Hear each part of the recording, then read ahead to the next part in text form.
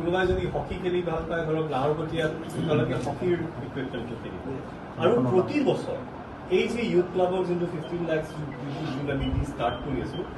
মুখ্যমন্ত্ৰী ডাঙৰীয়া কথাটো হ'ল যে আমাৰ এই অযথা যে আমি অত দি থাকোঁ ফুটবল আৰু ইকুইপমেণ্ট সেইটো দিয়াটো নহ'ব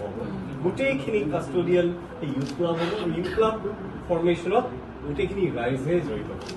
আমাৰ আমাৰ ডিএছঅ'সকল মেম্বাৰ হৈ থাকিব কিন্তু গোটেই বস্তুটো ইউথ ক্লাবৰ বস্তুটো আচলতে ৰাইজে নিজে চলাব সেইটো আপুনি যিটো কৈ আছে ইকুইপমেণ্টৰ প্ৰব্লেমটো আমি ভাবোঁ 3 বছৰত আমি আপোনালোকে অকল আশীৰ্বাদ ৰাখিব মিনিষ্টাৰ মেডাম আছে আমি আছোঁ আৰু ইউথ ক্লাবটো ফৰ্মেশ্যন হোৱাৰ লগে লগে আপুনি চাব এই ইকুইপমেণ্ট শ্বৰ্টেজ আৰু আমি ইকুইপমেণ্টটো যে সকলো ইউথ ক্লাবত একেটা ইকুইপমেণ্ট সেইটো নহয় লোকেল যোনটো ৰিকুৱাৰমেণ্ট তাৰ মতে আমি মই যে ইমান যোগ্যতা সেইটো মই ভবাও নাছিলোঁ তেখেতসকল আহি যে মোৰ ঘৰত পদতোলা পেলাব সেইটো কথা মই সম্পূৰ্ণটো ভবা নাছিলোঁ ভগৱানে কৰাত কিবা হ'ল আৰু আহি মই কিন্তু অত্যন্ত সুখী ময়ে নহয় মোৰ ল'ৰা ছোৱালী মোৰ পৰিবাৰ লগতে মোৰ গোটেই বংশ পৰিয়ালেও ভাল পাইছে গোটেই কথাটো কি পৰামৰ্শ আগবঢ়াব ছাৰ চৰকাৰৰ প্ৰতি বা এই যে নতুন পদক্ষেপ ল'ব বিচাৰিছে তেওঁলোকে কি পৰামৰ্শ আগবঢ়াব এইটো মই তেখেতসকলক ক'লোঁ আৰু আমি যিটো আমাৰ প্ৰডাকশ্যনৰ কাৰণে যিটো বস্তু আমাক প্ৰয়োজন সেইটো মই তেখেতসকলক ক'লোঁ আমাক ট্ৰেইনিং লাগে আৰু লগতে ইকুইপমেণ্ট লাগে ইকুইপমেণ্ট বিনা খেল নহয় এতিয়াও নহয় ইকুইপমেণ্ট লাগিবই আমাৰ ইয়াতে কোনো হেডেল চিনি নাপায় বুজিছেনে মই কৈ ভাগৰি গৈছোঁগৈ কিন্তু এতিয়া এইখিনি গোটেইখিনি হ'ব বুলি কৈছে মই বৰ সুখী হৈছোঁ কাৰণ মই যোৱাৰ আগতে যদি দেখি যাওঁ শান্তিৰে যাব পাৰিম সেইটো সঁচা কথা কৈছোঁ घर पे आया है we thought as a department and from the government of Assam it is our responsibility to come and visit the legend because we are holding the sports day in his name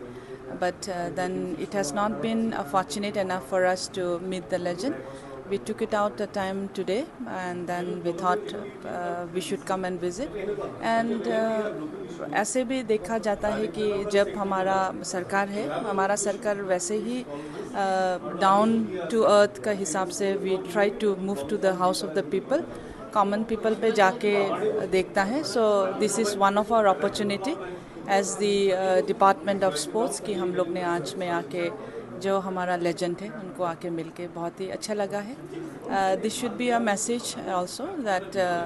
it is not only that ये लोग की सिर्फ जाना नहीं है we can also come and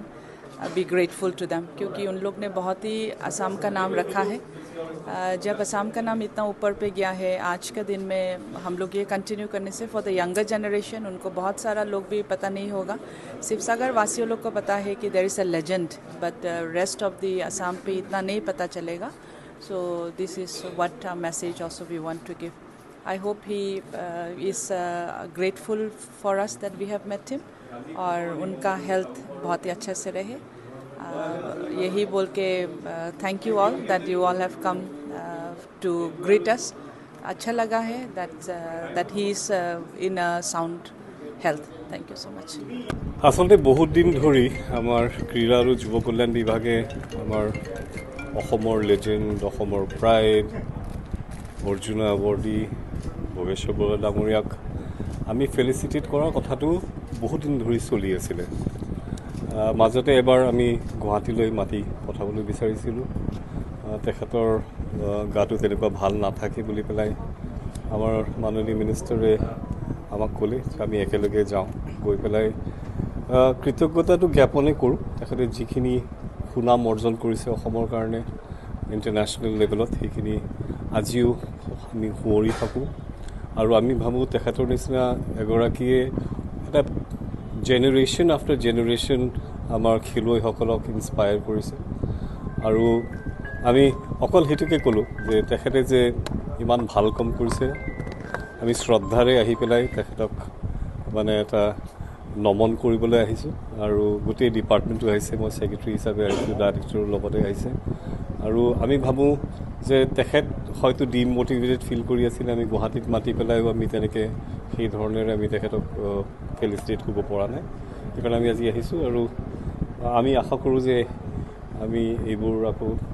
অহা মাহত ডিচেম্বৰত কিবা এখন পাতিব টাগ অফ ৱাৰ, তেখেতে টাগ অফ ৱাৰ এছ'চিয়েশ্যনৰ লগত জড়িত হৈ আছে। আমি আশা কৰিছোঁ যে আমি আকৌ আহিম, আহি পেলাই তেখেতক আমি মটিভেট কৰিব পাৰিম আৰু তেখেত যদি চিয়াৰফুল হৈ থাকে আৰু ভাল ভাৱত থাকে তেতিয়া তেখেতৰ হেল্থটো আৰু ভাল হৈ থাকিব বুলি ভাবিছোঁ।